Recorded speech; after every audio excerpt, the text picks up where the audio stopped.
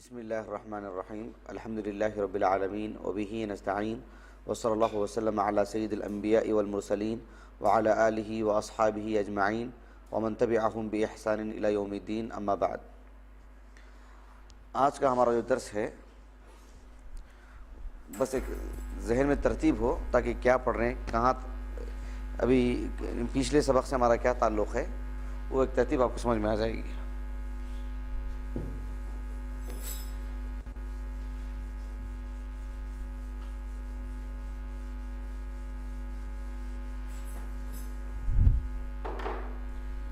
ہمارا درس تھا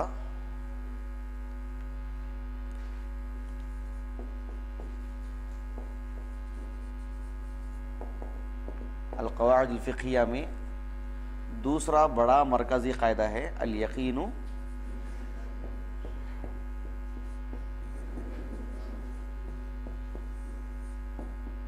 تاکہ پچھلے درس سے ہمارا تعلق بنا جائے کیسے کر کے۔ یہ اصل قاعدہ ہے، بنیادی قاعدہ، مرکزی قاعدہ، اس کو ہم لوگوں نے پڑھا الحمدللہ۔ پھر اس کے تحت کئی قواعد پڑھے، ان میں سے ایک قاعدہ ہے الاصل فی الامر الوجوب۔ یہ تو اصل ہے، لیکن کچھ قرائن ایسے ہیں، القرائن التی تدل علی عدم الوجوب۔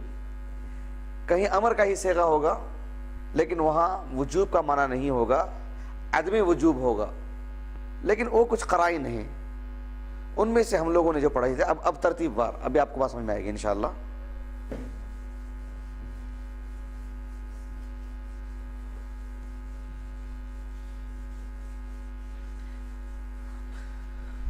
جی کیا کیا پڑھے تھے، کیا کیا قرائن پڑھے تھے؟ جی الامر بعد الحظر، جی نمبر 2 اذا نسخ الوجوب، جی بقی الاستحباب، جی نمبر 3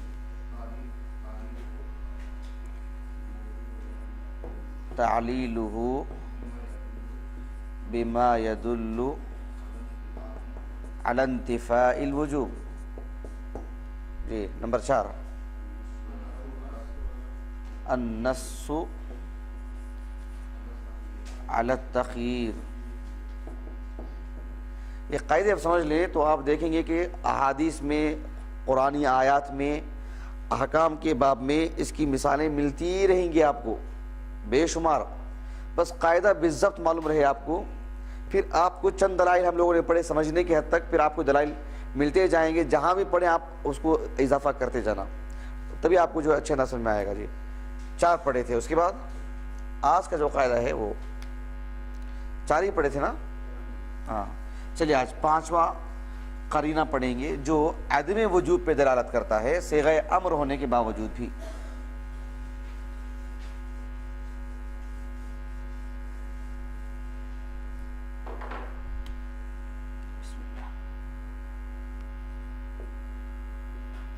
ان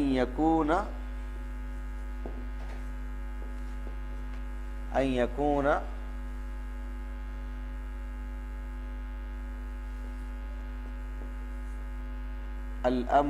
الامر سے مراد صیغہ امر۔ اچھا چلیے دونوں میں سے کوئی بھی ایک اب لکھ دیا، اسی کو پڑھ لیں گے۔ امر سے مراد صیغہ امر وہ نہیں، نبی کا حکم، قرآن کا حکم، شریعت کا کوئی بھی حکم، وہ مراد۔ ہاں ان یکون الامر من باب الادب،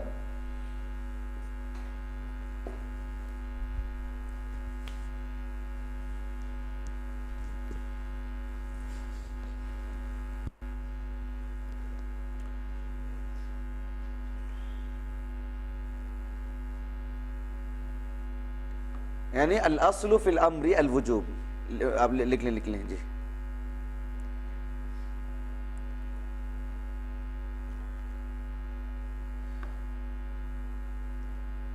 بس کیا ہے کہ سبق ہمارا جو چل رہا ہے ترتیب اور آپ کے ذہن میں ہو، یہ آپ کے پاس ہونا، ورنہ یعنی کہاں پڑھتے جا رہے ہیں، پیچھے سے کیا تعلق ہے، وہ ایک نہیں ٹوٹنے پانا۔ قواعد فقہیہ کا ایک مرکزی قاعدہ تھا الامور بمقاصدها، اس کے تحت ہم لوگوں نے کئی قواعد پڑھے، وہ ایک ختم ہو گیا۔ وہ ایک دوسرا قاعدہ ہے الیقین لا یزول بشک، اس کا کئی قواعد تحت، اس کے تحت کئی قواعد امر الوجوب کا قاعدہ پڑھے عدم وجوب کے لیے۔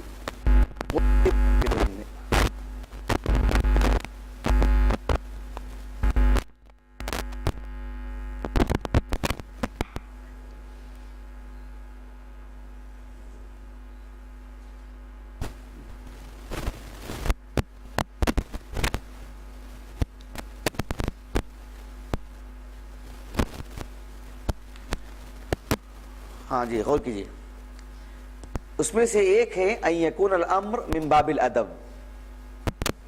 یہ باب جو ہے نا، باب، اس کی یہ تعبیر سمجھنا تھوڑا، اس کے استعمالات کیا کیا ہیں۔ اب بہت لفظ باب جو ہے علمی دنیا میں بہت سنیں گے آپ، لفظ باب جو ہے علمی دنیا میں کتابوں میں تقریروں میں تحریروں میں یہ آپ کو بہت سننے کو ملے گا۔ یہ ان یکون من باب الادب سے مراد ہے کہ ادب کی قبیل سے ہو، ادب سے متعلق ہو۔ باب سے مراد ہے دروازہ نہیں، ان یکون الامر من باب الادب، یعنی وجوب کو ختم کر دینے والے جو دلائل ہیں، جو قرائن ہیں، ان میں سے ایک یہ بھی کہ امر تو صیغہ امر ہے، لیکن وہاں الزامی طور پر کرنے کا معنی نہیں آ رہا ہے، ادب کے تعلق سے، بس آداب جسے بولتے ہیں، وہ حکم کس باب سے ہو، ادب سے متعلق ہو۔ مثالیں پڑھیں گے انشاءاللہ، بات اور اچھے انداز میں سمجھ میں آئے گی۔ وہ امر کس سے متعلق ہو، آداب سے متعلق۔ تو اگر کوئی امر ایسا، صیغہ امر ایسا ہے قرآن مجید میں ہو یا احادیث مبارکہ میں بالخصوص، اس میں کوئی ایسی بات آ جائے جس میں آپ حکم تو دے رہے ہیں، کیا اس عمل کو چھوڑ دینے والا گنہگار ہوگا، عاصی ہوگا، آثم ہوگا، گنہگار، یا کچھ پکڑ نہیں ہے؟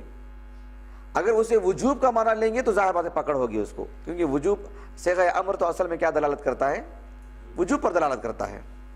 لیکن جو قرائن اب تک ہم لوگوں نے پڑھے تھے جو وجوب کو ختم کر دیتی ہیں، ان میں سے ایک یہ بھی کہ وہ امر ادب کے باب سے ہو، آداب سے متعلق۔ ابھی تھوڑی تفصیل بتلاؤں گا اس میں آپ کو کہ وہ کس حد تک ہم کو وہ معنی لینا پڑے گا آداب سے متعلق، ورنہ کیا ہوگا کہ اگر وہ آدمی وہ نہیں کرے گا تو پھر گنہگار ہوگا وہ۔ تو انشاءاللہ میں آپ کو بہت سارے مثالیں دوں گا سمجھنے کے لیے، ایک ذہن کھولنے کے لیے، ایک مثال صرف ذہن کھولنے کے لیے۔ جی نہیں، ایسا نہیں معاملہ۔ اگر آپ عبادات بولیں گے تو ایک مسلمان کی کل زندگی عبادت ہے، لیکن مثال کے طور پر وہی بتانے جا رہا ہوں میں، ان یکون من باب الادب، بالخصوص آداب سے، آداب زندگی جو ہوتی ہے نا۔ اب جیسے مثال کے طور پر پہلا قدم جو ڈالنا چاہیے چپل پہننے کے لیے سیدھا پیر، ہاں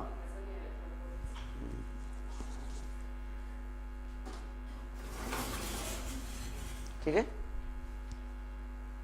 ان یکون من باب الادب۔ اگر کسی نے سیدھا پیر اول سرے میں نہیں ڈال سکا، وہ بایاں پیر پہلے ڈال دیا اور پہن کے نکل گیا، تو کیا وہ آثم ہے؟ آثم لفظ سمجھ رہے ہیں، آثم اسم سے اسم فاعل آثم یعنی گناہ کرنے والا، تو کیا وہ آثم ہوگا؟ اللہ کے پاس پکڑ ہوگی اس کی، وہ نافرمان شمار کیا جائے گا؟ نہیں، بات بھولنے کی نہیں ہے، آمدن بھی رکھ لو، آمدن بھی رکھ لیجئے۔ کسی نے ایسے پہن لیا، گھر میں داخل ہو، خیر مسجد میں داخل ہو تو پہلے سیدھا پیر رکھنا چاہیے، کسی نے بایاں پیر رکھ دیا، تو کیا اسے باہر جانا پڑے گا یا بس نکل جائے گا کسی معاملے میں کام؟ وہ اس کے وہاں یہ سوالات پیدا ہوتے ہیں۔ تو وجوب کو ختم کر دینے والے پھر یہی دیکھنا پڑے گا کس حد تک کر کے، ورنہ جو بھی آداب کی بات آئیں گی، نہیں کہ سیدھا سے کھانا نہیں، بایاں سے، آداب سے متعلق ہے، تو کتنی اس میں ڈھیل، کیا اس میں اصول کیا ہیں، کہاں تک آدمی برقرار رہے، وہ کچھ باتیں آج پڑھیں گے انشاءاللہ۔ تو ان یکون الامر من باب الادب کا مطلب یہ ہے کہ شریعت کا جو حکم آ رہا ہے قرآن میں ہو یا احادیث مبارکہ میں بالخصوص، اگر وہ آداب کے قبیل سے ہو تو وہ عدم وجوب پہ دلالت کرتا ہے یا وہ بھی وجوب پر دلالت کرتا ہے. تو یہ ایک بنیادی قاعدہ ہے. وجوب کو ختم کر دینے والی چیزوں میں سے، وجوب کو ختم کر دینے والی امور میں سے، اصول میں سے ایک یہ بھی ہے کہ قرائن میں سے کہ وہ آداب کے قبیل سے آئے وہ حکم اللہ کے رسول کا صلی اللہ علیہ وسلم.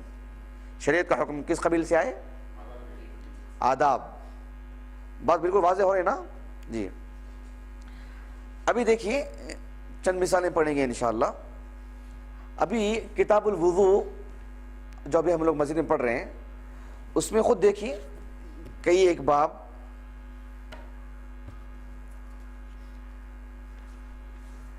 مثال کے طور پر باب نمبر 19 کتاب الوضو میں باب لا یمسک ذکرہ بیمینہ اذا بال.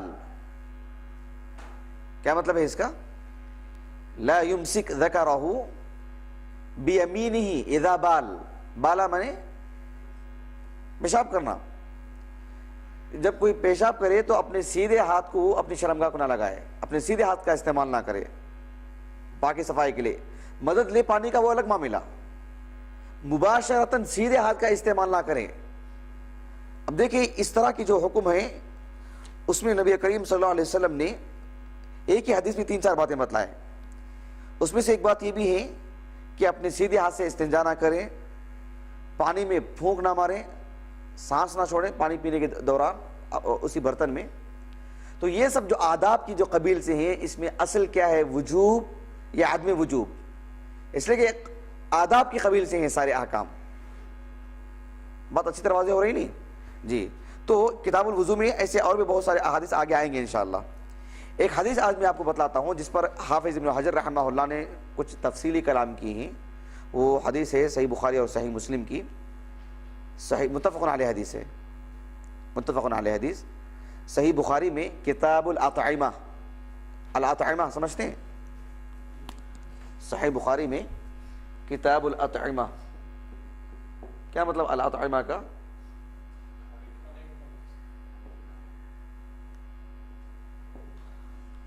کھانے سے متعلق آداب. کتاب الاطعمہ ہے، ایک کتاب الاشربہ ہے جی. وعلیکم السلام. اور اس کا جو حدیث نمبر ہے صحیح بخاری میں 5370 پر 6، 5370 پر 6. اور صحیح مسلم میں کتاب الاشربہ، صحیح مسلم میں کتاب الاشربہ. اشربہ سے مراد،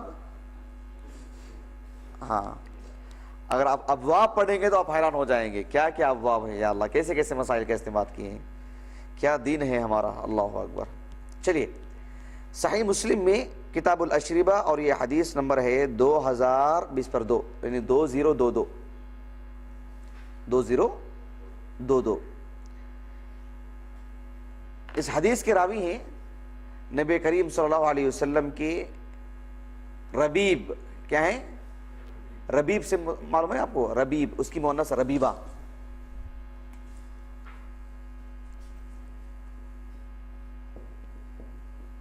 ربیب ربیبۃ. ربیب اس کو بولتے ہیں مثال کے طور پر ایک خاتون، اس کے شوہر کا انتقال ہو گیا، ایک دوسرے شخص نے اس خاتون سے شادی کی، اس کے جو بچے پہلے مرد سے تھے، پہلے شوہر سے جس کا انتقال ہو چکا ہے، ان بچوں کے حق میں جب یہ پالے گا تو وہ بچے اس کے حق میں ربیب ہوں گے. تربیت سے، نشو و نما سے ان کی دیکھ بھال اس شخص نے کی. بچے تو اس کے ہیں یعنی دوسرے مرد سے، دوسرے شوہر سے. تو نبی کریم صلی اللہ علیہ وسلم نے ام سلمہ رضی اللہ عنہا سے جب بیعہ کیا جب آپ نے شادی کی، تو ایک تو سلمہ تھے ان کی، ایک ان کی بیٹی تھی زینب. ام سلمہ کنیت ہے ان کی بیٹے کی. اور ایک اور ہے عمر، کیا نام ہے ان کا؟ عمر. تو وہ اس حدیث کے راوی ہیں عمر بن ابی سلمہ، یعنی ابو سلمہ کی بیٹے ہی ہیں رضی اللہ عنہ. ابو سلمہ کا جب انتقال ہو گیا اور تو اللہ کے رسول صلی اللہ علیہ وسلم نے شادی کی تو ان کے بچوں کی آپ ہی نے دیکھ بھال کی، آپ ہی نے تربیت کی. تو ان کے بیٹے کا ایک نام تھا عمر، جن کو ربیب رسول اللہ صلی اللہ علیہ وسلم کہا جاتا ہے. آپ کی تربیت یافتہ کے معنی وہ معنی نہیں ہے کہ صرف عام صحابہ کی جیسے تربیت ہوئی، آپ کی گود میں پلے پڑے وہ ربیبہ. قرآن مجید میں بھی سورہ نساء میں استعمال ہوا ہے نکاح کے معنی میں. چلیے حدیث دیکھیے، بہت دلچسپ ہے. 5370 پر 6. بولو.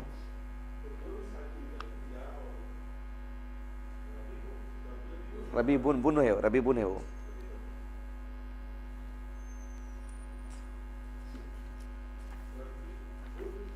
جی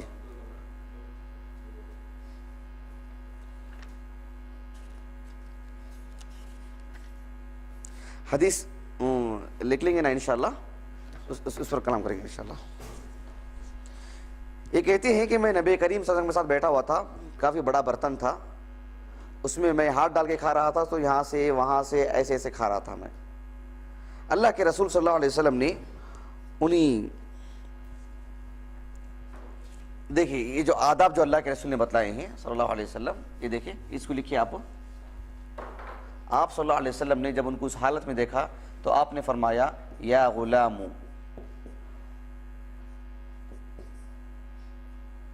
یا غلام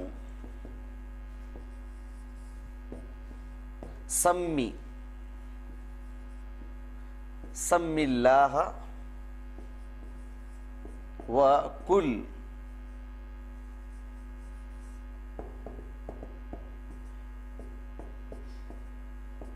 وکل بیمینک وکل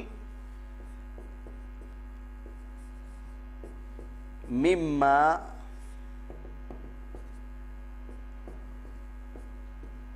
یلیک.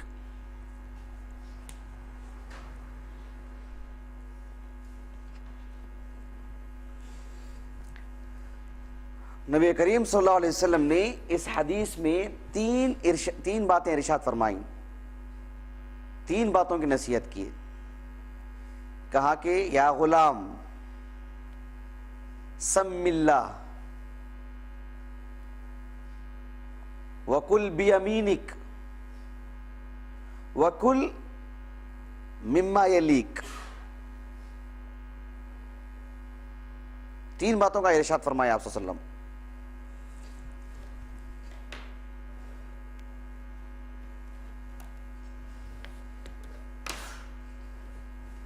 رحمک اللہ.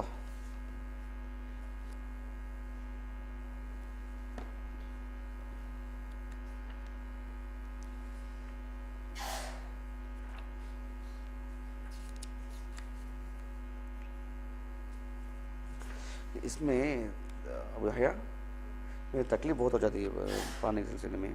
یہ ڈالیں گے تو نہیں ہوتا کیا؟ ویسا کیا کل رات میں آلے کرتے ہیں نا. اچھا اچھا اچھا اچھا.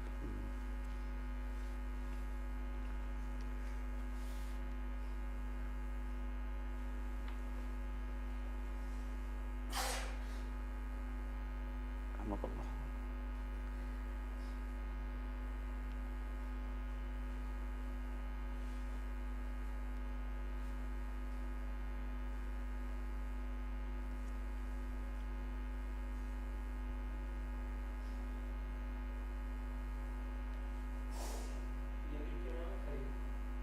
ہاں فیما یلی درست لغہ میں آتا رہتا ہے نہیں، جو بھی ذکر کیا جا رہا ہے، جو آگے آ رہا ہے، جو نیچے آ رہا ہے، جو سامنے ہے. ہاں مما یلیک، جو ابھی آپ کے سامنے ہے وہ.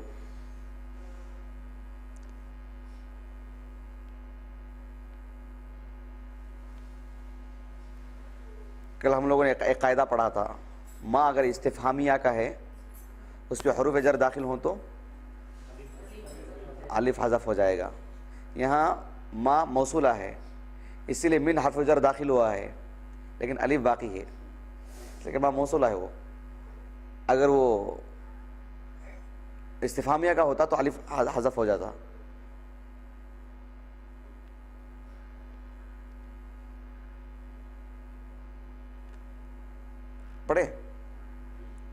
ابراہیم بھائی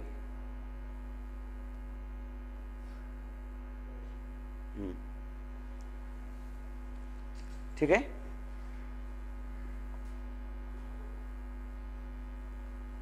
حدیث لکھ لی. ہاں اس حدیث میں حافظ ابن حجر رحمہ اللہ نے بڑی تفصیلی گفتگو کی ہے. اس میں یہاں ٹھہر کر کے دو باتیں ہم کو جاننی ہیں. اللہ کے رسول نے صلی اللہ علیہ وسلم جو بات کہی تھی کہ یا غلام سم اللہ، حالانکہ یہ صرف یہ معاملہ تھا ان کا، ادھر سے وہ کھانا ادھر درمیان میں ہاتھ ڈال دینا، چھوٹے بچے تھے وہ. لیکن آپ صلی اللہ علیہ وسلم نے بیک وقت تین چیزوں کا حکم دیے. ایک ہے سم اللہ، یعنی اللہ کا نام لو، بسم اللہ بولو، وہ مطلب اس کا سم اللہ. ایک دوسرا ہے وکل بیمینک، سیدھے ہاتھ سے کھاؤ. اور ایک تیسرا ہے وکل مما یلیک، سامنے سے کھاؤ. تین باتوں کا ارشاد فرمایا نبی کریم صلی اللہ علیہ وسلم. اب معاملہ کیا ہے، کیا یہ جو حکم ہے آپ کا الاصل فی الامر الوجوب کے تحت ہے، یا یہ حکم ان قرائن میں سے ہے جو وجوب کو ختم کر دینے والی چیز ہیں؟ اگر کوئی شخص سامنے سے نہیں ادھر سے ہاتھ ڈال کے کھا لیا تو کیا وہ آثم اور اس کا گناہ لکھا جائے گا؟ اس کے حق میں ایک گناہ لکھا جائے گا، وہ گنہگار اور نافرمان ہوگا. کسی نے سم اللہ پر عمل نہیں کیا، بسم اللہ بولے بغیر کھا لیا، تو جو لقمے کھایا وہ کس اعتبار سے، وہ کیا ہوں گے؟ وہ اللہ کی اطاعت اور تابعداری سے نکل چکا تھا ان لقموں میں، یا کیا معنی دیا جائے، کیا نام دیا جائے گا اس کو؟ تو یہاں جمہور علماء جو ہیں، جمہور جو ہیں، وہ یہی کہتے ہیں کہ آداب سے تعلق ہے اس کا. کن سے ہے؟ آداب سے. کن سے تعلق ہے؟ آداب سے. امام نووی رحمہ اللہ نے اس تعلق سے یہی لکھا ہے. امام نووی رحمہ اللہ نے تفصیلی گفتگو تو نہیں کی ہے. امام نووی رحمہ اللہ کی جو صحیح مسلم پر شرح ہے المنہاج کے نام سے، اس میں انہوں نے یہی لکھا ہے کہ استحباب، یعنی وجوب کے تعلق سے نہیں. کس سے تعلق ہے؟ استحباب. وجہ کیا ہے استحباب بولنے کی، امر کا صیغہ ہونے کے باوجود؟ آداب سے تعلق ہے یہ. امام نووی، امام غزالی اور شوافی کے ہاں بھی یہی معاملہ ہے. علماء شوافی نے اس تعلق سے یہی لکھا ہے. لیکن امام شافعی کی اگر بات کریں، شوافی کا معاملہ الگ ہے، لیکن اگر امام شافعی رحمہ اللہ کی بات کریں تو امام شافعی رحمہ اللہ نے ان کی جو کتاب ہے الرسالہ، بڑا یعنی دلچسپ موضوع انہوں نے اس تعلق سے لکھا ہے. جو الرسالہ ہے امام شافعی رحمہ اللہ کی، پرانا نسخہ ہے بالکل. تو امام شافعی رحمہ اللہ نے اس تعلق سے کئی مثالیں دی، کئی مثالیں. انہوں نے آداب کے تعلق سے ہونے کے باوجود بھی اس کو امر کا صیغہ ہے تو اس کو وجوب کے معنی میں رکھا امام شافعی رحمہ اللہ نے. امام نووی رحمہ اللہ شافعی عالم ہے، اور شوافی کے ہاں یہی معاملہ ہے کہ آداب سے تعلق کوئی بات آ جائے تو اس میں وجوب کا معنی نہیں آتا، عدم وجوب، آداب کے قبیل سے کوئی حکم آئے تو. لیکن بالضبط اگر امام شافعی کی بات کریں رحمہ اللہ، امام شافعی رحمہ اللہ نے حتیٰ کہ یہاں تک لکھا ہے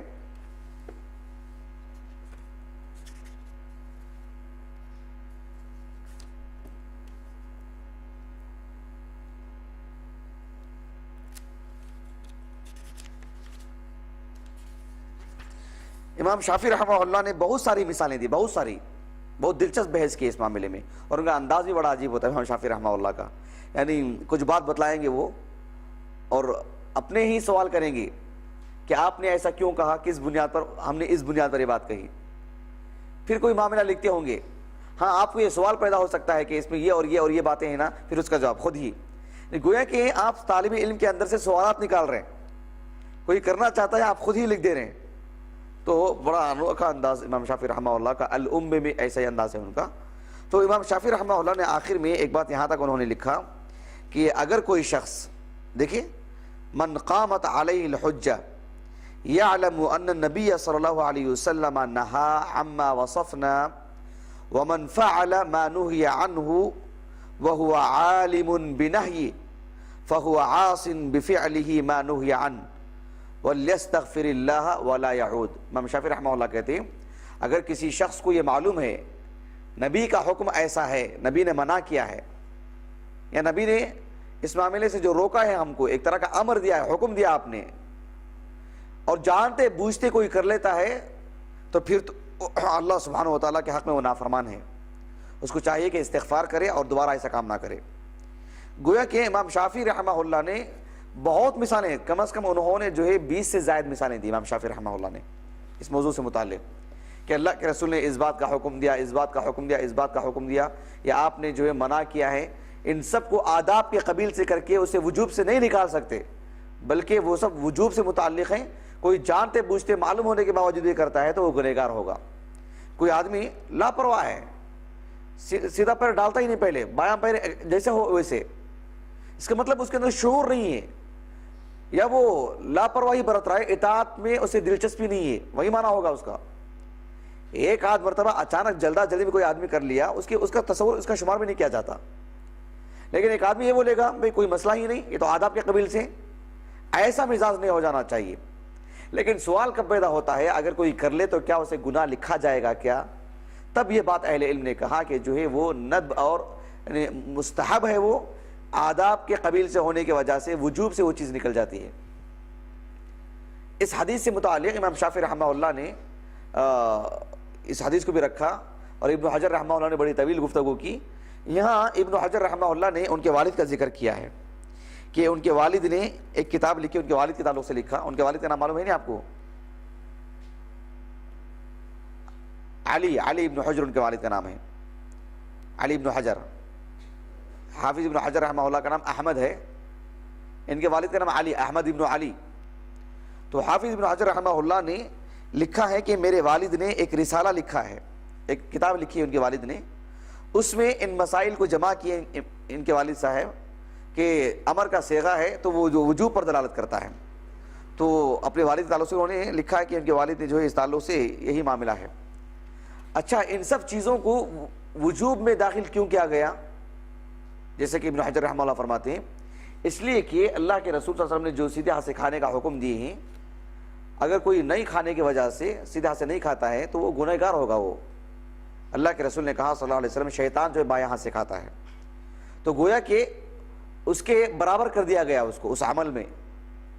وہ عمل اتنا بڑا ہے کہ اسے صرف آداب کے قبیل سے اگر آدمی چھوڑ دے گا، امر کا معاملہ نہیں لے گا، تو پھر وہ شیطان کی طرح کھانے کی طرح ہو جائے گا وہ۔ بلکہ صحیح بخاری صحیح مسلم کی ایک حدیث آتی ہے، آپ صلی اللہ علیہ وسلم کے ایک صحابی سلمہ ابن الاکوع رضی اللہ عنہ، انہوں نے کہا کہ آپ صلی اللہ علیہ وسلم نے ایک صاحب سے کہا کہ سیدھے ہاتھ سے کھائیے، انہوں نے کہا کہ لا استطیع، مجھے اس کی طاقت نہیں ہے، میں نہیں کھا سکتا ہوں۔ آپ صلی اللہ علیہ وسلم نے فرمایا کہ بل استطاعت، نہیں تمہیں تو طاقت ہے اس کی۔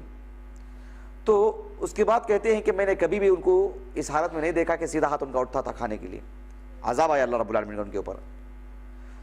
تو وہ چونکہ نافرمانی کرنے کی وجہ سے اللہ نے انہیں عذاب دیا، تو کیا اسے صرف آداب کے قبیل سے لیا جائے گا جبکہ اللہ نے پکڑا اس شخص کو؟ امام نووی رحمہ اللہ فرماتے ہیں کہ انہیں منافق کہنا بھی صحیح نہیں ہے، اس لیے کہ کسی کے اندر کوئی نافرمانی ہوگی تو ہو سکتی ہے صحابی کے درجے سے نہیں نکلیں گے وہ، لیکن محض اس چیز پر انہیں منافق کا لقب حکم لگا دینا یہ صحیح نہیں ہے، واللہ اعلم۔ بہرحال تو یہاں ہمارے موضوع سے متعلق بات یہ ہے کہ انہوں نے سیدھے ہاتھ سے نہیں کھانے کی وجہ سے انہیں ایسا عذاب آیا ان کے اوپر۔ تو اہل علم کے اس معاملے میں دو رائے ہیں، ایک یہ ہے کہ یہ سب آداب کے قبیل سے ہیں اس لیے وجوب کے دائرے سے نکل جاتی ہیں، اور وہ جو عذاب آیا وہ اس وجہ سے کہ وہ فخر کی وجہ سے، غرور کی وجہ سے، طبیعت میں جو غرور ہے کہ نبی کی بات کو ٹال دینا یا جو ہے بائیں ہاتھ سے کھا لینا، وہ ان کی اس عمل کی وجہ سے، ورنہ آداب کے قبیل سے کوئی حکم آ جائے تو وہ وجوب کے دائرے سے نکل جاتی ہے چیز یہ۔ لیکن اس معاملے میں کوئی خاص قاعدہ اہل علم نہیں بتلائے ہیں، کیونکہ ہم کو کیسے معلوم کہ یہ آداب کے قبیل سے ہے، کہ یہ کس معاملے میں ہے، اس کا کتنا درجہ ہے، اس کی کتنی حیثیت ہے؟ پھر آدمی کے اندر ایک طرح کی تساہلی آتی جائے گی، آدمی ہر معاملے میں یہی سوچا جائے گا یہ تو آداب کے قبیل سے ہے، 3 سانس میں پیوں، نہیں یہ تو آداب کے قبیل سے ہے، ایسا کرو، نہیں وہ آداب کے قبیل سے ہے، ایک چپل پہن کر کے نہ چلو، نہیں وہ تو آداب کے قبیل سے ہے۔ پھر ایسے اس کا معاملہ کتنا وسیع ہوتا جائے گا۔ پھر جو بھی آداب سے متعلق کتاب الادب جو محدثین نے جمع کی ہیں، جس میں آداب سے متعلق احادیث جمع کی ہیں، پھر ہر ایک کتابوں سے یہی حکم کیسے ہو سکتا ہے؟ یہ سب آداب سے متعلق، بسم اللہ بول کے کھاؤ، نہیں وہ تو آداب سے متعلق ہے۔ تو اس میں کوئی دائرہ نہیں ہے کوئی حد بندی نہیں ہے، آدمی پھر اس طرح سے آزاد ہوتا جائے گا صرف یہ کہہ کر کہ یہ آداب سے متعلق ہے۔ تو کہاں تک کس معاملے میں جا کر کے سمجھیں، اس تعلق سے امام شافعی شیخ ابن عثیمین رحمہ اللہ نے ایک اصول ہی بات بتلائے ہیں، وہ کیسے فرق کیا جائے گا۔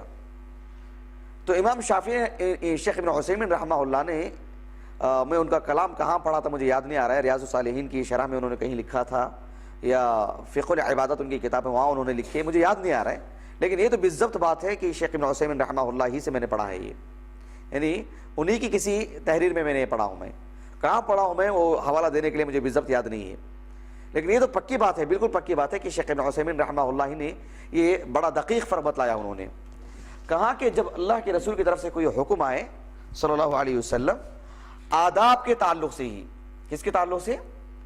آداب کے تعلق سے، تو وہ دو میں سے ایک بات ہو سکتی ہے، ایک ہے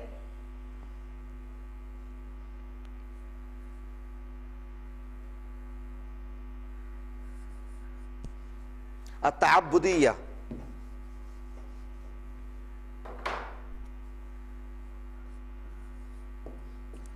التأدیبیہ،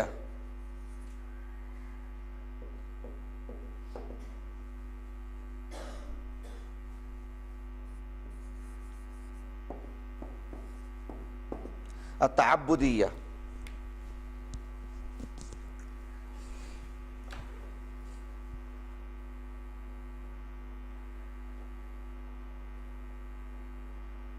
شیخ ابن عثیمین رحمہ اللہ نے یہ فرق بتلا کر کے، گرچہ کہ ان کے معاصر علماء نے اس فرق کو بھی قبول نہیں کیا کہ یہ فرق کہاں سے آیا کر کے، لیکن شیخ ابن عثیمین رحمہ اللہ نے یہ فرق بتلائے ہیں تاکہ ایک بات ایک معتدل ہو، درمیانی بات ہو، اور پورے دلائل کا تقریباً اس میں یہ حصہ ہو۔ وہ یہ ہے کہ ایک ہے تعبدیہ، ایک ہے تأدیبیہ۔ التعبدیہ کا مطلب یہ ہے کہ اس میں اللہ سبحانہ وتعالیٰ کی عبادت مقصود ہو، یہ ہے التأدیبیہ، ادب سکھانے کے لیے۔ دوسرا ہے التعبدیہ۔ شیخ ابن عثیمین رحمہ اللہ نے اس کے لیے کوئی مثال نہیں دی، انہوں نے بس یہ قاعدہ بیان کیا۔ اب وہ قاعدہ بھی میں کہاں پڑھا مجھے یاد نہیں، لیکن شیخ نے ہی کہا ہے رحمہ اللہ، البتہ شیخ نے مثال نہیں دی اس کے لیے، بس قاعدہ بیان کیا۔ وہ قاعدے میں بات کیا ہے کہ اگر التعبدیہ ہو جس میں عبادت مقصود ہو، وہاں مستحب نہیں کہا جائے گا، آداب کے دائرے میں بھی ہو بات، وہاں جو ہے باقاعدہ امر کا ہی معنی ہوگا، حکم کا معنی ہوگا، نہیں وجوب کا معنی۔ کون سا معنی ہوگا؟ وجوب کا معنی۔ اب ایک حدیث کو ہی رکھ کر کے دیکھیے، اس میں تین باتیں آپ نے فرمائیں، ایک سم اللہ، ایک کل بیمینک، ایک کل مما یلیک۔ آپ دیکھ سکتے ہیں کہ تینوں میں باقاعدہ سب سے زیادہ جو ہے جو اپنے اندر جو اپنا وزن رکھتا ہے وہ سم اللہ ہے، اللہ کا نام لینا۔ اور لیکن یہ جو آخری کی جو بات ہے کل مما یلیک، اپنے سامنے ہی سے کھاؤ، ظاہر بات ہے آدمی کی اپنی ذاتی پلیٹ ہو، ذاتی برتن ہو، اس کا اکیلا ایک آدمی کھاتا ہو، اس کو بھی چاہیے کہ سامنے ہی سے کھائے۔ ایک بہت بڑی برتن ہو، اس میں ایک سے چار پانچ لوگ کھا رہے ہیں تو تبھی بات نہیں آتی ہے، اکیلا بھی کھائے آدمی تب بھی یہ سامنے سے کھائے۔ لیکن اس میں جو حکم ہے اور سب سے پہلے میں جو حکم ہے، ان دونوں میں جو وزن ہے بالکل بہت واضح ہے۔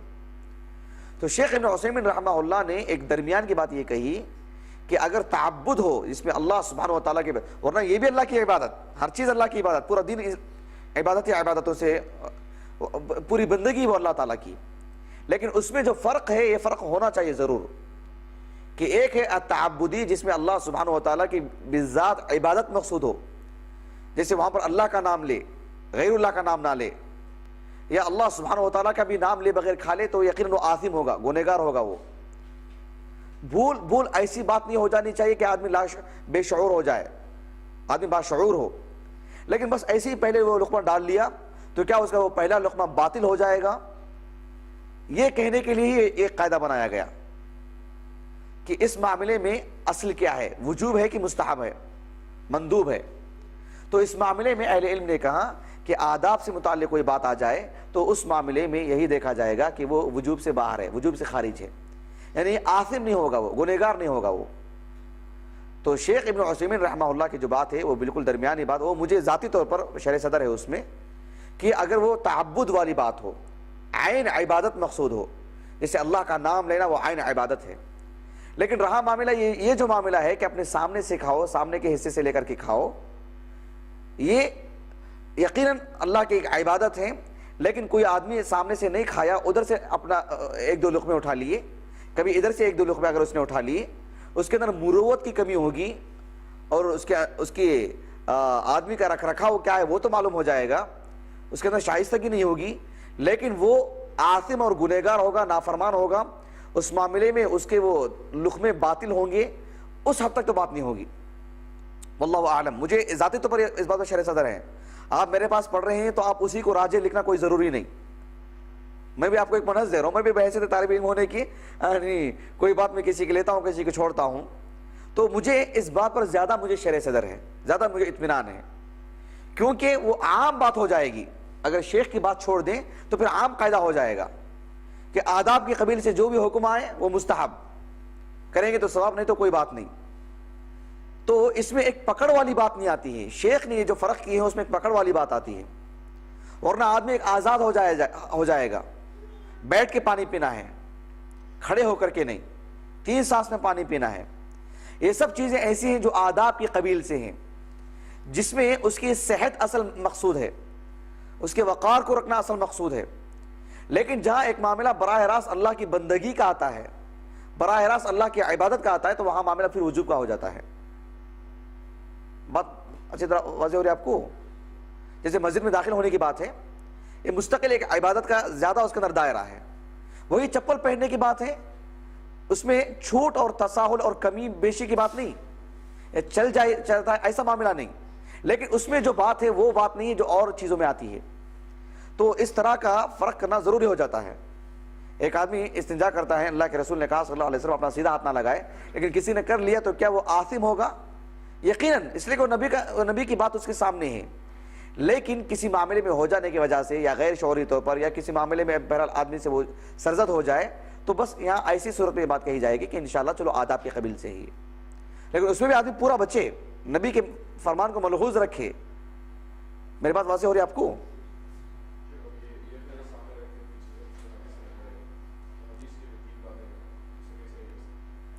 ہاں، میں وہی بتا رہا تھا کہ کل مما یلیک میں جو حکم ہے اس میں اور سم اللہ میں جو حکم ہے، دونوں کے امر میں فرق ہے، دونوں کے امر میں فرق ہے.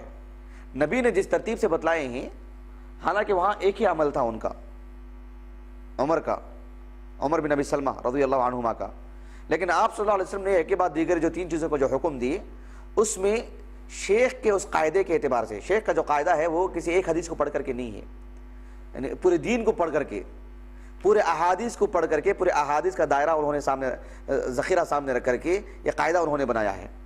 قواعد ایسے ہوتے ہیں نصوص کو سامنے رکھتے ہوئے، پورے نصوص کا نچوڑ ہوتا ہے وہ. اگر آپ اس طرح کے آداب، کتاب الادب اگر پڑھتے جائیں، آپ جو بھی حکم سامنے آتے جاتے رہتا ہے، آپ اس میں برابر تجزیہ کر سکتے ہیں، ایک حد تک سمجھ سکتے ہیں آپ اس معاملے میں دیکھ سکتے ہیں کہ یہاں کس معنی میں ہے امر کا صیغہ، وجوب پر کہ عدم وجوب پر. میں آپ کو ایک حدیث بتاتا ہوں، انشاءاللہ بات مزید سمجھ میں آئے گی. شیخ الاسلام ابن تیمیہ رحمہ اللہ نے اتنا زبردست استدلال کی ہے، واقعی دل کو لگی بات ہو. اصل میں غلام عربی زبان میں اس لڑکے کو بولتے ہیں جس کے ابھی بال نکلے ہوں، داڑھی مونچھ وغیرہ نہ ہو، قریب البلوغ ہو، داڑھی مونچھ نکلنے کے ابھی قریب کا مرحلہ ہے، وہاں تک غلام کہا جاتا ہے. داڑھی مونچھ نکل گئی پھر اس کو وہاں سے غلام نہیں کہا جاتا اس کو عربی زبان میں. لیکن کبھی کبھار اس کے بعد بھی غلام کہا جاتا ہے، وہ مجازی معنی میں. یوسف علیہ السلام کو بھی وبشروہ بغلام کر کے قرآن مجید میں آتا ہے، غلام، جبکہ وہ غلام نہیں تھے. وہ غلام ہمارے اردو کے معنی میں نہیں، نوکر کے معنی میں. غلام اس عمر کی طرف اشارہ کرتا ہے، وہ ان کی زندگی کا ایک حصہ، عمر کا ایک حصہ قریب البلوغ ہو، ایسے لڑکے کو عربی زبان میں غلام کہا جاتا ہے. لیکن اس کے بعد بھی بڑے آدمی کو بھی کبھی غلام کہہ دیا جاتا ہے، مجازی معنی میں، حقیقی معنی میں نہیں. بات ٹھیک ہے؟ جی چلیے، علیکم السلام۔ ایک معروف حدیث ہے اللہ کے رسول کی صلی اللہ علیہ وسلم، اصل میں ایک قصہ تھا قباء کا جو علاقہ ہے، قباء کا جو علاقہ، یہ حدیث بڑی دلچسپ ہے، آپ اس کا نمبر لکھ کے رکھیے۔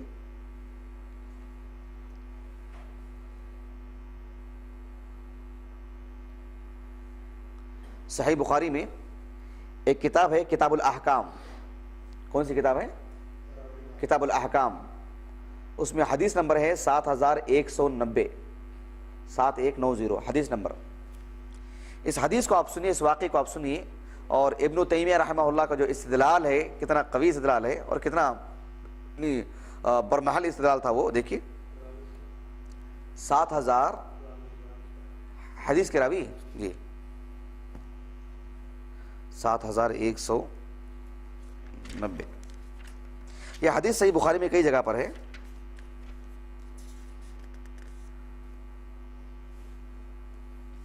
دیکھیں قباء کا جو علاقہ ہے، قباء کے علاقے سے تھوڑا پہلے، یعنی مسجد نبوی سے آگے جب نکلتے ہیں، شارع قربان جو ہے نا آگے، اس کے آگے جانے کے بعد قباء سے کچھ پہلے کا جو علاقہ ہے وہ تھا بنی عمرو بن عوف کا علاقہ۔ عمرو بن عوف، بنو عمرو بن عوف علاقے کا نام، وہ قبیلے لوگ تھے وہاں پر۔ تو ایک مرتبہ کیا ہوا کہ ان کے درمیان ایک لڑائی ہو گئی، یہاں تک کہ پتھر لے کر کے ایک دوسرے کو مارنے لگے۔ اللہ کے رسول کو خبر پہنچی وہ صلی اللہ علیہ وسلم، تو آپ صلی اللہ علیہ وسلم نے ظہر کی نماز پڑھا کر کے مسجد نبوی میں چلے گئے، آپ وہاں سے نکل گئے۔ وہاں سے جانے کے بعد جب پورا معاملہ آپ نے اصلاح کرا دی، دونوں کے درمیان معاملہ صلح صفائی سب ہو گئی، تو واپس جب آئے آپ صلی اللہ علیہ وسلم تو عصر کی نماز کا وقت ہو چکا تھا۔ بلال رضی اللہ عنہ نے ابو بکر صدیق رضی اللہ عنہ سے کہا کہ عصر کی نماز کا وقت ہو چکا ہے، میں اذان دے دیتا ہوں اور آپ نماز پڑھا لیجئے۔ اور اس حدیث کے جو طرق ہیں اس میں سے ایک بات یہ بھی ہے کہ اللہ کے رسول صلی اللہ علیہ وسلم بلال رضی اللہ عنہ کو بول کر کے گئے تھے کہ اگر میں آنے میں تاخیر ہو جائے تو ابو بکر سے کہہ دو کہ نماز پڑھا دیں۔ تو ایسی عصر کا وقت ہو گیا، بلال رضی اللہ عنہ نے اذان دی اور ابو بکر صدیق رضی اللہ عنہ سے کہا گیا کہ آپ نماز پڑھائیں، تو آگے بڑھ گئے وہ سبوں نے ان کی اقتداء میں نماز پڑھی۔ لیکن نماز جو پڑھ رہے تھے عصر کی نماز تھی اور آپ نے ایک رکعت مکمل پڑھا چکے تھے ابو بکر صدیق رضی اللہ عنہ، اچانک اللہ کے رسول صلی اللہ علیہ وسلم آ کر کے پہنچ گئے۔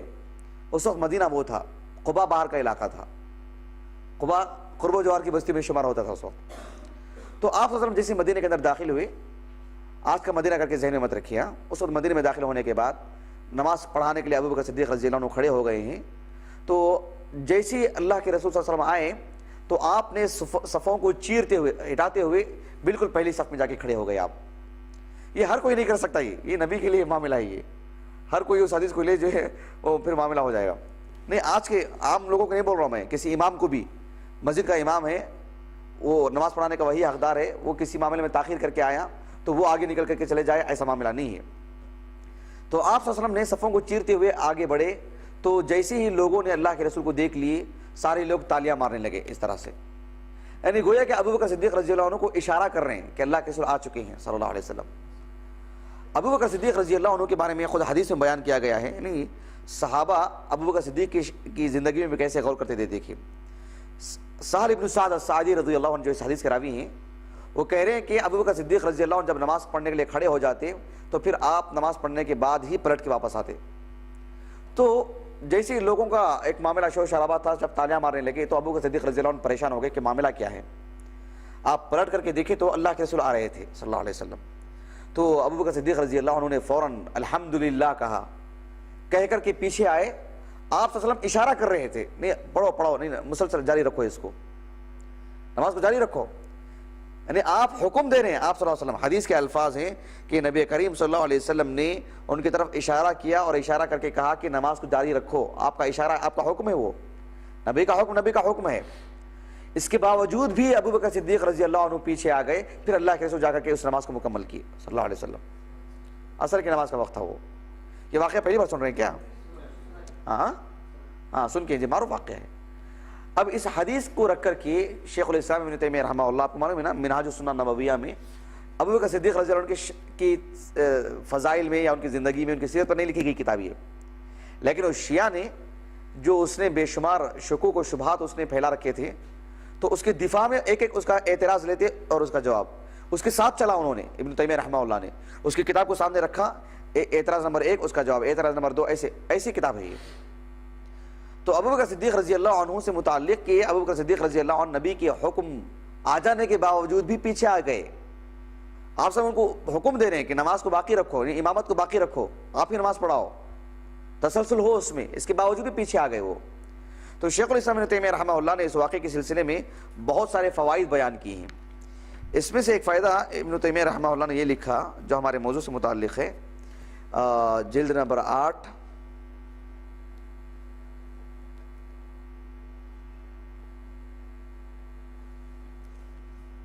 صفحہ نمبر 570 پر 9، دیکھیے بڑی دلچسپ بات ہے۔ شیخ الاسلام ابن تیمیہ رحمہ اللہ کہتے ہیں ثم لما قدم النبی صلی اللہ علیہ وسلم، جب آپ صلی اللہ علیہ وسلم آ گئے وہاں سے بنو عامر بن عوف کے علاقے سے، اشار الی ابی بکر، آپ نے ابو بکر صدیق رضی اللہ عنہ کی طرف اشارہ کیا کہ ان یتم بہم الصلاۃ، کہ امامت کو باقی رکھے، نماز مکمل پڑھا دیں۔ ابو بکر صدیق رضی اللہ عنہ اس کے باوجود بھی آ گئے، نماز کے بعد پوچھا بھی اللہ کے رسول نے صلی اللہ علیہ وسلم کہ میرے کہنے کے باوجود، میرے حکم کے باوجود کہ میں کہہ رہا ہوں کہ نماز تم ہی پڑھاؤ، پھر بھی کیوں پیچھے آ گئے؟ تو ابو بکر صدیق رضی اللہ عنہ نے کہا کہ ابن ابی قحافہ، یعنی ابو قحافہ ان کے والد کی کنیت ہے، کہا کہ ابن ابی قحافہ کے لیے جائز نہیں ہے، مناسب نہیں ہے کہ وہ نبی کی امامت کرے، اس لیے میں پیچھے آ گیا، میں یعنی آپ کے حکم دینے کے باوجود بھی۔ تو ابن تیمیہ رحمہ اللہ کہتے ہیں فسلک ابو بکر مسلک الادب معہ، ابو بکر صدیق رضی اللہ عنہ نے آپ کے حکم کو ادب کے ساتھ لیا، آپ نے ادب کے معنی میں لیا، کس معنی میں لیا؟ ادب کے معنی میں۔ وعلم، اور ابو بکر کو اس کا علم تھا کہ ان امرہ اکرام لا الزام، ابن تیمیہ کے الفاظ دیکھیں کتنے زبردست ہیں کہ فعلم ابو بکر، فعلم ابو بکر رضی اللہ عنہ ان امرہ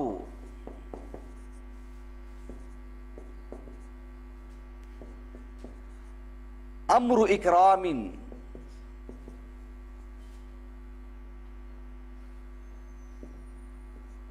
لا الزام،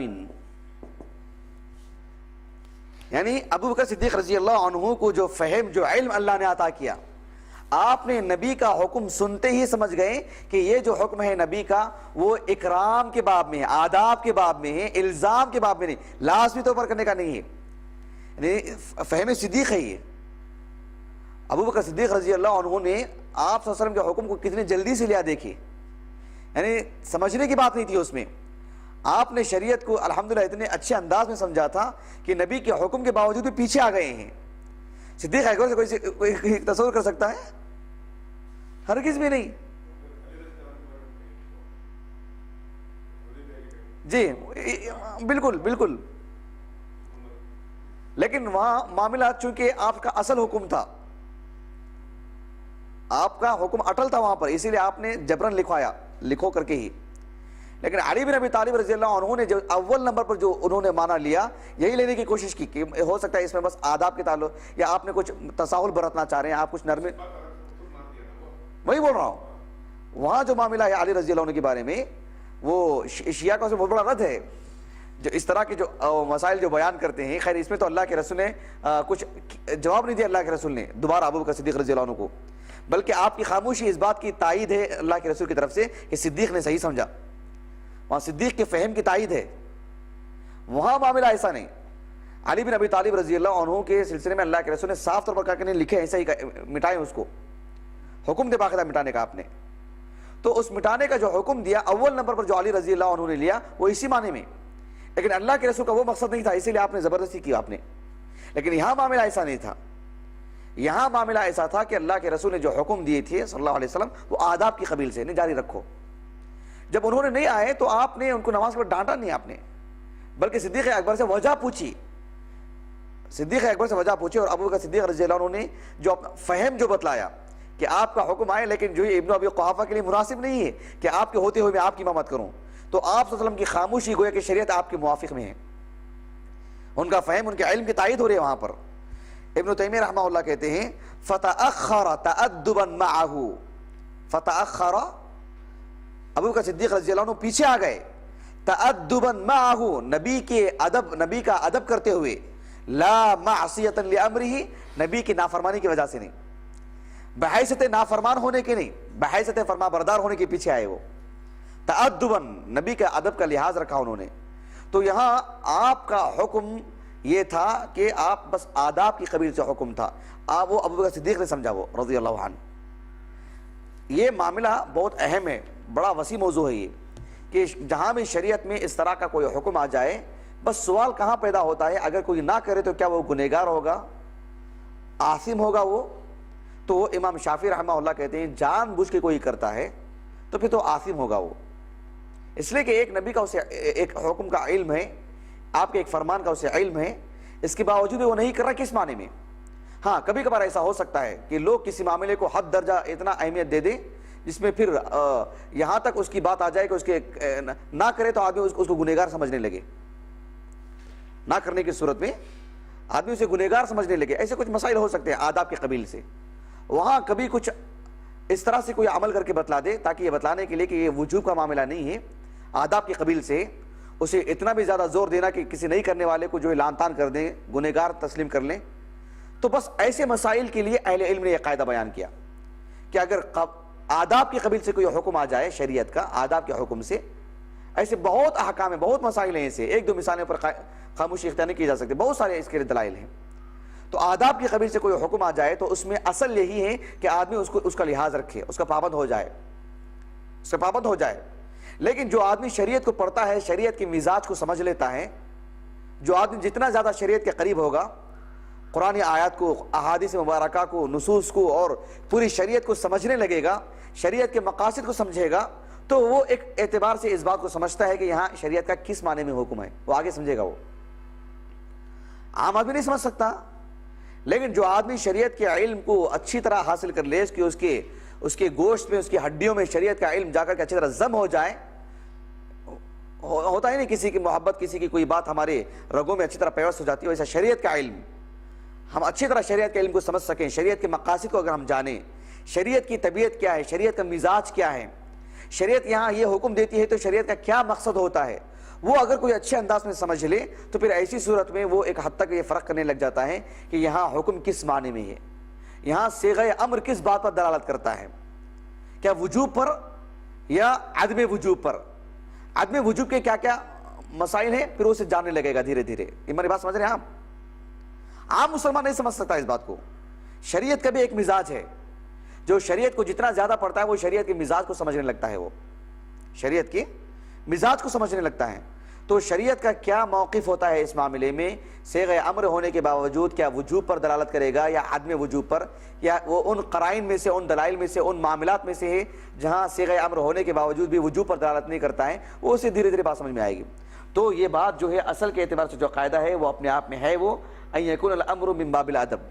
اس میں مزید اس کا اگر لحاظ کر لیں اس قاعدے کا تو اور زیادہ آدمی محتاط ہو سکتا ہے، اور زیادہ جو ہے بالکل اعتدال کی راہ پر آ سکتا ہے۔ وہ اصل تو وہی قاعدہ ہے لیکن اس میں اس کا خیال رکھ لیں۔ ہاں یہ بھی ہمارے پیش نظر ہونا چاہیے کہ نبی کے ہر حکم کو صرف یہی سمجھ کر کے ادب سے متعلق ہے، ادب سے متعلق ہے، آدمی ایک طرح کا بے نیاز ہوتا جائے گا شریعت سے، اور یوں وہ ایک بد عمل بن جائے گا، وہ پھر اس کی زندگی میں کوئی خوبیاں نہیں رہیں گی، مروت اور جو وقار والی جو بات ہے وہ ختم ہو جائے گی۔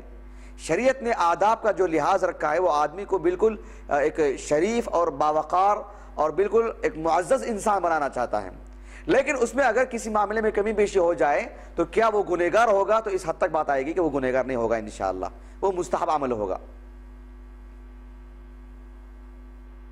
بات واضح ہو رہی ہے یا کچھ ہیں اشکال وغیرہ؟ ابھی جو بات بولا میں، جی کیا بول رہے تھے آپ؟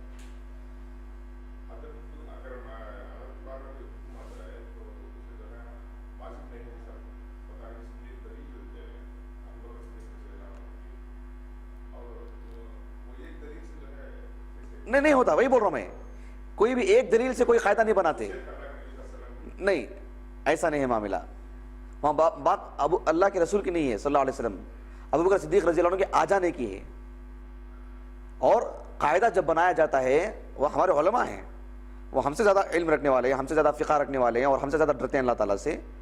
کوئی بھی قاعدہ ایک نص کی بنیاد پر نہیں بنایا جاتا. جو ایک نص کی بنیاد پر قاعدہ بنائے گا وہ اہل بدعت کی پہچان ہے. وہ قاعدہ بنایا ہی جاتا ہے پورے نصوص کو سامنے رکھ کر کے. آداب کی قبیل سے جتنے بھی حدیثیں ہیں اگر آپ ایک مرتبہ بیٹھ کے پڑھیں آپ اسی نتیجے پہ پہنچیں گے, دوسرے نتیجے پہ نہیں پہنچ سکتے. بس یہ کہا جا سکتا ہے زیادہ سے زیادہ, جیسے امام شافعی رحمہ اللہ نے کہا کہ آدمی اسے اس معاملے میں نہ لے لے کہ بس ادب ادب اور ادب سے متعلق ہے, یوں وہ بے ادب بن جائے گا, پھر آداب والی زندگی نہیں رہے گی اس کی زندگی میں. لیکن کسی معاملے میں چھوڑ دینے سے آثم کہلائے گا, بس بات وہاں آئے گی.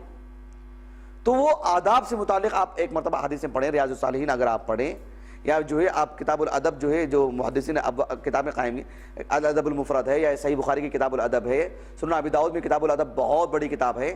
اگر آپ اس کے احادیث کو پڑھیں, اس میں جو اوامر ہیں جسے اللہ کے رسول نے حکم دیے ہیں صلی اللہ علیہ وسلم, اس کے اگر آپ ایک نظر سرسری نظر شرح جو اردو کی ہے مختصر وہ بھی اگر ڈال.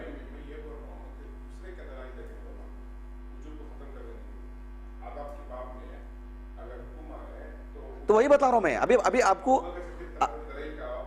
علاوہ, ابھی میں آپ کے سامنے 4-5 حدیثیں پیش کیا. ابھی فی الحال آپ کے سامنے میں آج کی کلاس میں تقریباً 5 حدیثیں پیش کیا. ایک حدیث کتاب الوضو سے متعلق تھی جس میں اللہ کے رسول صلی اللہ علیہ وسلم نے جو آداب جو آپ بتلائے کہ کوئی استنجا کرے تو اپنے سیدھے ہاتھ سے جو ہے پاکی نہ لے, سیدھے ہاتھ سے شرمگاہ کو نہ چھوئے, اور جو ہے پانی میں پھونک کر کے نہ پیے. ایک ہی حدیث میں 3 باتیں ہیں. پھر اس حدیث میں مزید 3 باتیں ہیں. پھر صدیق اکبر رضی اللہ عنہ کا ایک عمل, پھر چپل پہننے کی مثال دیا. اس طرح سے آداب کی بہت ساری باتیں ہیں کہ اپنا کپڑا پہنے تو پہلے سیدھا ہاتھ ڈالے. یہ سارے جو آداب کے قبیل سے جو باتیں ہیں, تو کیا یہ وجوب پر دلالت کرتے ہیں کیا, یا یہ کس معنی میں؟ تو اہل علم نے یہ پورے اس موضوع سے متعلق احادیث کو سامنے رکھ کر کے, اور بھی بہت سارے ہیں حدیثیں, میں بہت سارے حدیثیں لے کر رکھا ہوں. یعنی قاعدہ کبھی بھی ایک حدیث کی بنیاد پر بنایا ہی نہیں جائے گا. ہاں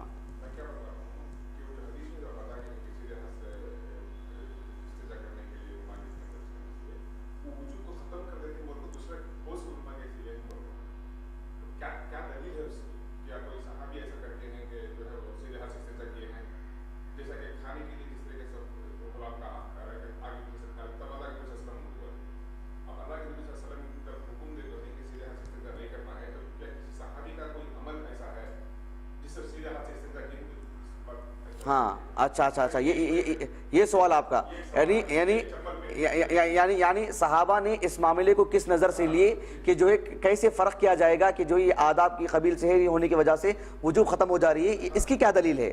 ہاں نہیں, وہی بتلانا چاہ رہا ہوں میں آپ کو. جہاں بھی شریعت میں حکم آتا ہے, مثال کے طور پر اللہ کے رسول صلی اللہ علیہ وسلم نے ایک حکم دیا کہ جو نماز پڑھنے کا آپ نے حکم دیا, آپ نے کسی اور عبادت کا آپ نے حکم دیا, پیچھے نہیں رہ جانے کا حکم دیا آپ نے. تو ایسے یہ مسائل بہت سارے ہیں جس میں آدمی کو ایک طرح کا آداب کا پابند بنایا جاتا ہے, آداب کا پابند بنایا جاتا ہے. اس میں ہر معاملے میں شریعت نے مواخذہ بھی نہیں کی ہے. اور جو پھونک کر پینے کی جو بات ہے, اگر کوئی آدمی پھونک کر کے نہ پیتا ہے, ایک سانس میں پی لیتا ہے یا اس میں سانس چھوڑ دیتا ہے, تو صرف کیا وہ آداب سے متعلق ہونے کی وجہ سے وہ وجوب کو ختم کر دیتی ہے یہ چیز, یا اس میں وجوب کو بات آئے گی؟ تو اس میں جیسے کہا علماء کی 2 رائے ہیں. ایک رائے یہ ہے کہ نبی کی بات جو بھی آ جائے, وما آتاکم الرسول فخذوہ وما نہاکم عنہ فانتہوا, اس معاملے میں نبی کا ہر حکم اپنی جگہ پر باقی ہے. لیکن خود اس میں جو بات آتی ہے کہ اب دیکھیں جیسے اہل علم بتلاتے ہیں کہ یہ اصول ہیں, یہ فروع ہیں, یہ ارکان ہیں, یہ واجبات ہیں, یہ سنن ہیں. حج کے موقع پر دیکھیے آپ, تو اسے سنن کا درجہ, اسے واجبات کا درجہ, اسے ارکان کا درجہ کیوں دیا گیا؟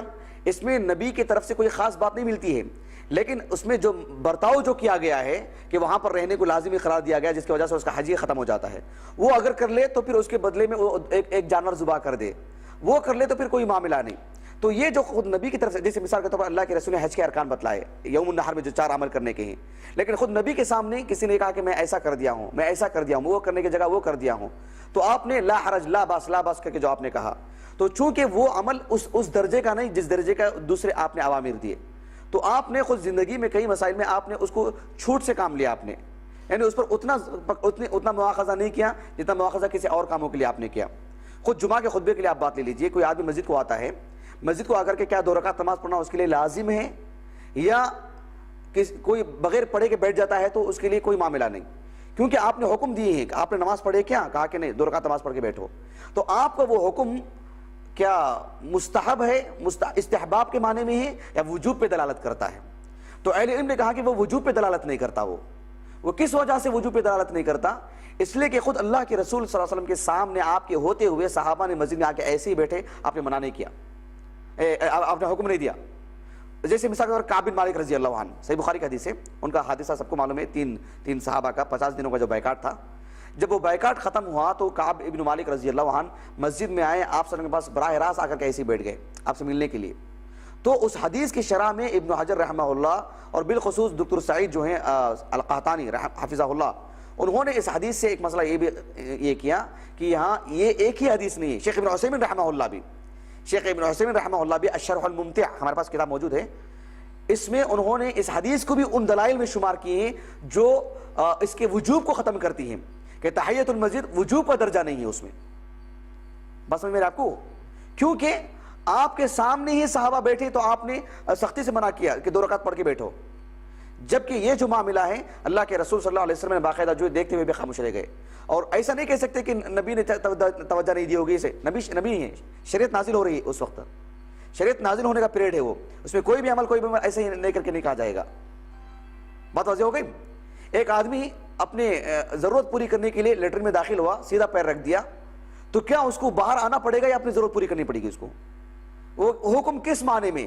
تو اس طرح کے آداب کے تعلق سے اہل علم نے کہا کہ شریعت میں اصل میں تخفیف والی بات ہے، اس میں آداب سکھانا مقصود ہے، اس میں اصل کے اعتبار سے آداب کو لحاظ رکھنا چاہیے.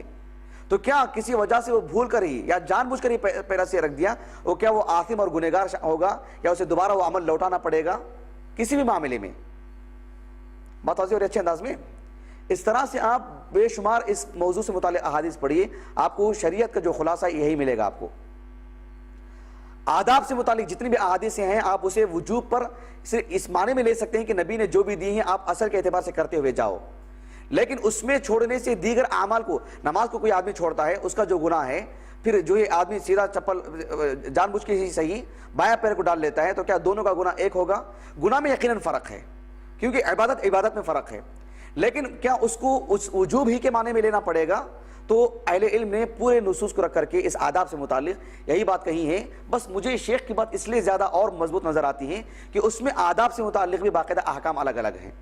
کسی میں خاص اصل عبادت مقصود ہے، کسی میں ایک انسان کے فطرت پر رہنے کے لیے جو آداب کو، جو مروت جسے بولتے ہیں، مروت جس کو بولتے ہیں، ایک وقار، ایک شائستگی جس کو بولتے ہیں، اس حد تک اگر بات لی جائے تو پھر یہ فرق بڑا موضوع فرق ہے. کیونکہ اس تعلق سے آداب سے متعلق جو احادیث ہیں، اس موضوع کو سمجھنے کے لیے بذات خود میں بھی جب کلیۃ الحدیث میں ہم لوگ پڑھ رہے تھے، شیخ پڑھا رہے تھے ہم لوگوں کو، یعنی بڑا تفصیلی دراسہ تھا، کافی احادیث اس معاملے میں اس کی شروحات کے ساتھ پڑھا. تو اسی نتیجے پہ آدمی پہنچے گا جب پڑھے گا کہ وہ آداب سے متعلق جو بات ہے اس میں اصل یہی ہے کہ اللہ کے رسول کی مکمل تابعداری ہو. لیکن کیا کسی معاملے میں اونچ نیچ ہو جائے تو کیا وہ آثم اور گنہگار اور پھر اس کو اس عمل کو دہرانا پڑے گا؟ ایسا کسی نے نہیں کہا ہے. بات واضح ہو رہی؟ شرح صدر ہوا نہیں ہوا؟ ہاں، میری بات آخری نہیں ہے آپ کے لیے، آپ پڑھیں اس معاملے میں مزید. مجھے جو اس بات پر شرح صدر ہے وہ اسی معاملے میں، آپ کو میرے سے متفق ہونا ضروری نہیں، لیکن آپ ایک ذہن کھولے گا آپ کا، آپ مزید اس معاملے میں پڑھ سکتے ہیں انشاءاللہ. یا آپ کو لگے کہ کوئی حدیث میں ایسا معاملہ ہے مجھے لا کے دکھائیے. آپ جتنا پڑھیں گے آپ کو یہی قاعدہ زیادہ سمجھ میں آئے گا. بات ختم کریں انشاءاللہ. جی، ایک قاعدہ باقی رہ گیا ہے، وہ آنے والے دن پڑھیں گے، آنے والی کلاس میں پڑھیں گے انشاءاللہ. اللہ تعالیٰ سے دعا ہے کہ اللہ تعالیٰ ہمیں شریعت کو سمجھ کر کے پڑھنے اور شریعت کے مزاج کو سمجھنے اور اللہ تعالیٰ کی مکمل تابعداری کرنے کی اللہ تعالیٰ ہمیں توفیق عطا فرمائے. سبحانک اللہم و بحمدک، اشہد ان لا الہ الا انت، استغفرک و اتوب الیک.